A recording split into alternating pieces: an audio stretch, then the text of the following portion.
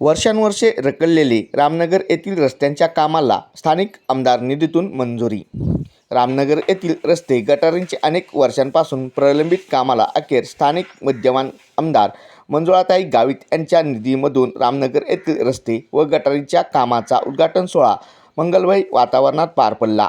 उद्घाटक व प्रमुख अतिथी म्हणून आमदार मंजुळा गावित होत्या।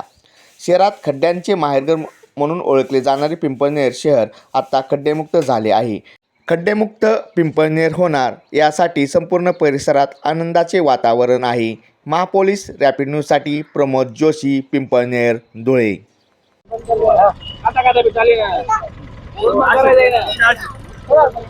जय महाराष्ट्र। मी प्रभाग क्रमांक 7 मधून निवडून आलेला नगरसेवक गणेश प्रकाश खैरनार।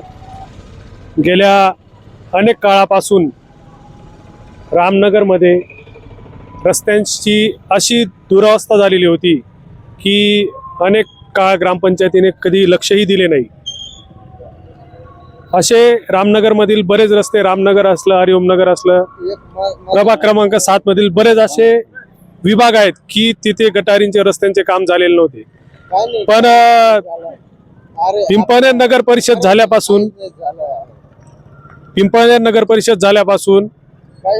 आमदारताई मंजुळाताई गावित यांच्या स्थानिक निधीतून पिंपळनेरमध्ये बरेचसे रस्ते हे निर्माण होत आहे।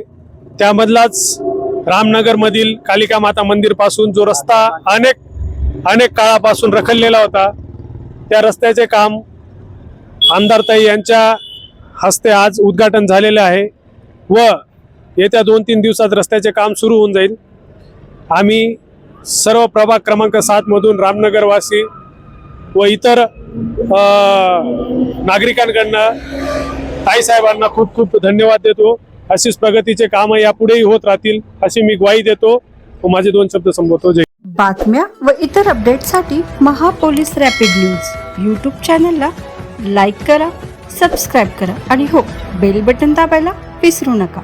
याने काय होईल, आम्ही जे नवीन व्हिडिओ अपलोड करू ते आपणास मिळून जातील। तसेच आपल्या भागातील व्हिडिओ, बातम्या आपण आमच्या ऑफिशियल नंबरवर पाठवू शकता। धन्यवाद।